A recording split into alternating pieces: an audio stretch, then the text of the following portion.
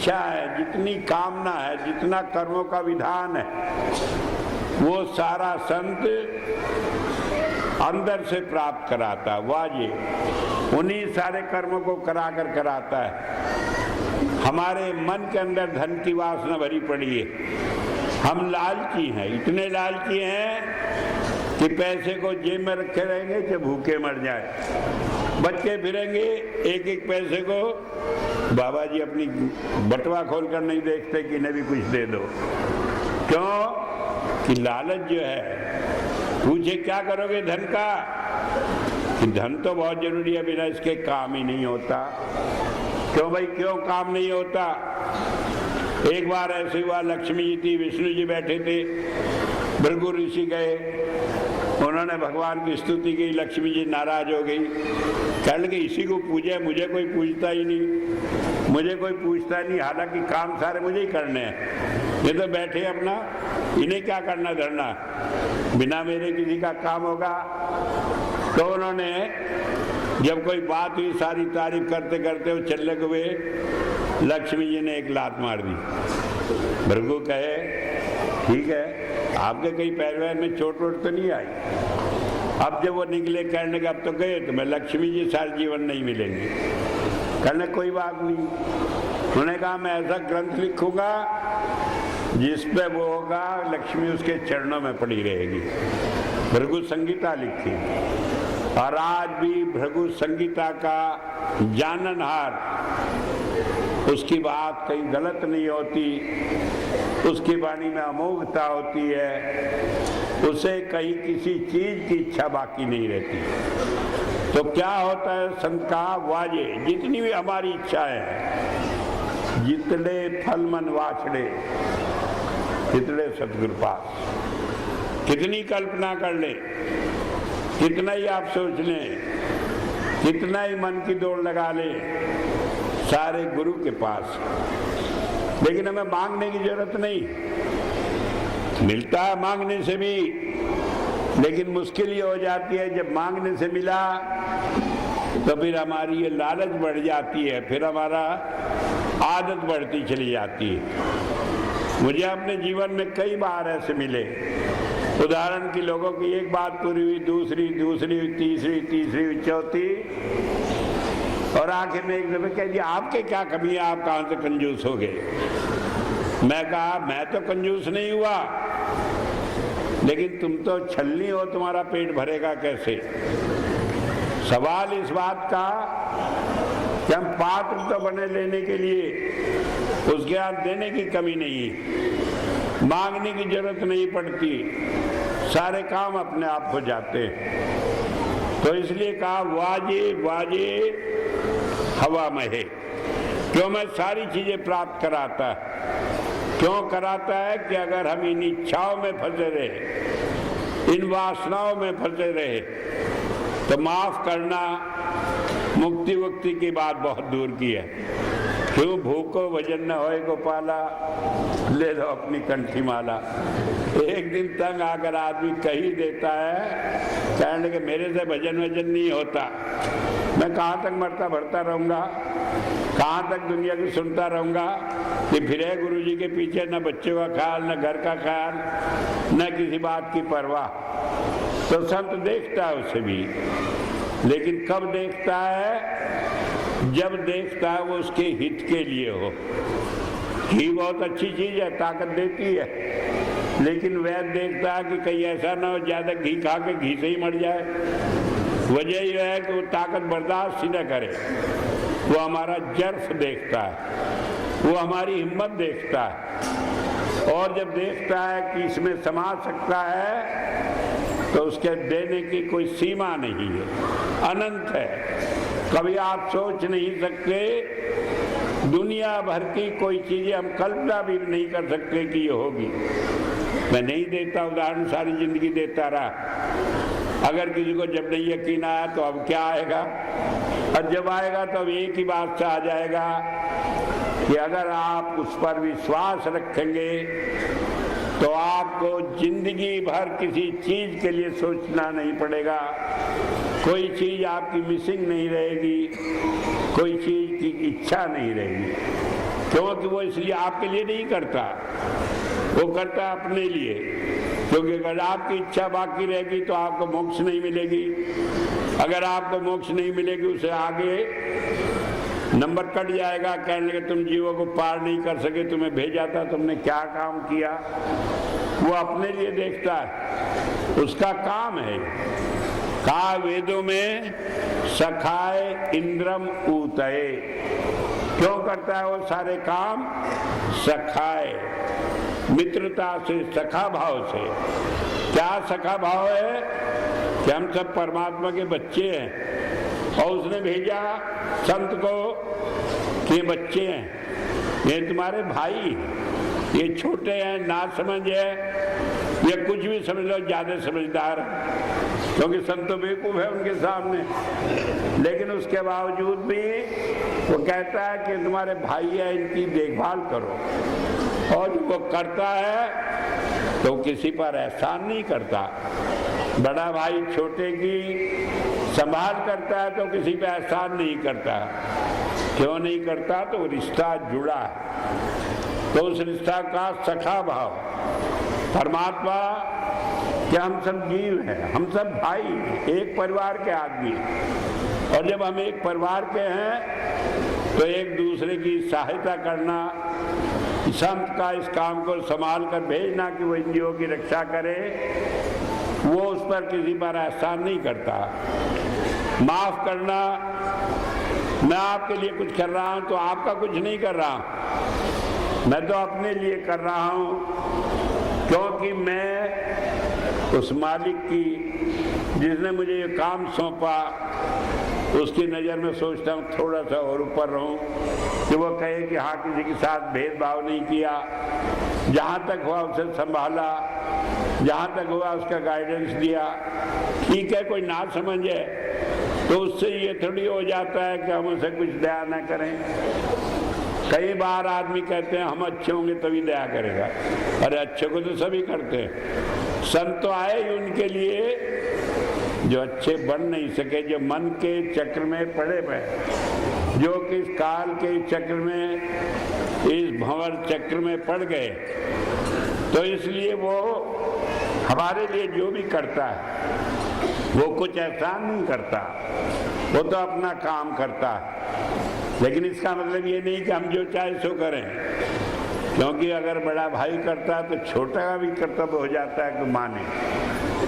खैर, अगर जो नहीं मानते तो मैं उस बात को बार बार नहीं कहूँगा। तो एक बात ये समझ ले, वो उसका काम है, वो करता है। हमारा काम है हम कहना माने। एक बात मैं कह दूं, कहना मानना बात बड़ी छोटी है, लेकिन इससे मुश्किल काम दुनिया में कोई नहीं। क्योंकि कोई भी बात संत कहेगा, पहले हम कहेंगे हमारा मन ही नहीं मानता। क्यों भाई, मन कहाँ आ गया तुम्हारे और उसके बीच में? अरे गुरु ने कहा आपको मानना है, मन कहाँ से बीच में आ गया? और जब बीच में कोई आएगा तो वो अपने से ज्यादा गुरु को कहाँ रखने देगा? फिर तो मन अपनी बात करेगा, फिर तो मन हमें मनमुख बना देगा, वो गुरुमुख कहाँ बनाने देगा? लेकिन सवाल ये है, हम कैसे गुरुमुख बने रहे, कैसे हम गुरु की तरह भी देखने वाले बने और कुछ न करें। का इंद्रम, जो परमात्मा अपनी उस धारा से, अपनी दया दृष्टि से हमें जोड़े रखता है। वो दया दृष्टि कैसे मिलती है? हम उधर ख्याल करें तो मिलती है। मैंने कई बार कहा, घंटों भजन में बैठे तो कुछ नहीं होता। आप उसकी याद करके कोई भी काम करो, आपका हर काम का वो जिम्मेदार होता है। हर काम जो भी आप करते हो भक्ति है। दुनिया की नज़र में कुछ भी हो, लेकिन अंत में वो आपकी भलाई के लिए है, वो किसी कर्म को काटने वाला है। हम नहीं जानते हमारे कितने कर्म हैं, हम नहीं जानते जो आज हम कर रहे हैं अच्छा है बुरा है। आज तक दुनिया में कोई निर्णय नहीं कर सका कौन सा कर्म अच्छा है कौन सा बुरा है, क्योंकि जो कर्म आज हम कर रहे हैं, अगर उस कर्म से पिछला कर्म जो किया हुआ है वो समूल नष्ट हो जाता है तो वो अच्छा कर्म है। अगर उससे जरा सा बढ़ती किया और या जरा सा कम किया तो उससे घट गया है, क्योंकि वो जरा सा जो है वो बच जाता है, और जो वो जड़ बच जाती है वो फिर वही बट वृक्ष बन जाता है। तो इसलिए हम नहीं जानते, हम नहीं समझते क्या काम अच्छा है क्या बुरा है। हम बड़े बुद्धिमान बनते। कई आदमी कहते हैं, कहने लगे उन्हें क्या खबर, अरे ठीक है उसे नहीं खबर, तो जिसे खबर है उसे क्या खबर है, उसे तो उतनी भी नहीं खबर। कई बार होता है, कई बार मैंने बताया रामदास जी की बाबत। अब बता रहे थे, गुरु ने कह दिया चबूतरे बनाओ, एक उदाहरण है समझाने के लिए। लगे रहे अंधाधुंध अंधाधुंध अंधाधुंध, सारी संगत छोड़कर चली गई।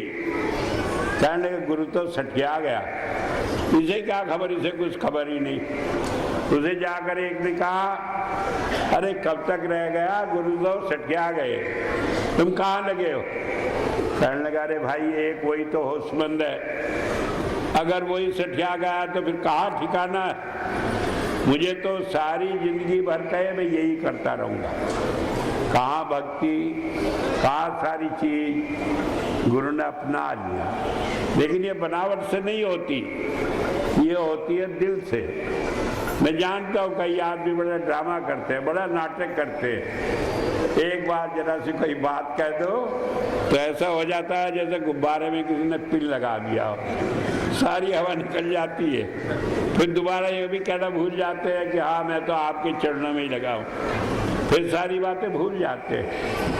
ऐसा नहीं गुरु इम्तिहान ना लेता,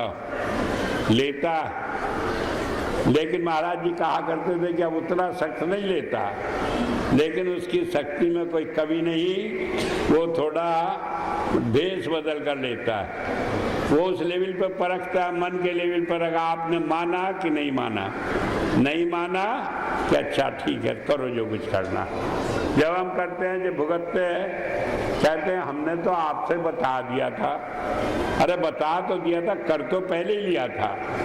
जब पहले तुमने सारे काम बता दिए और आगे आशीर्वाद लेने, कहने लगे ये तो दोनों का बहू का लड़के का लड़ाई रोज रहने लगी। हम तो जब शादी करे आपसे आए थे आशीर्वाद लेने।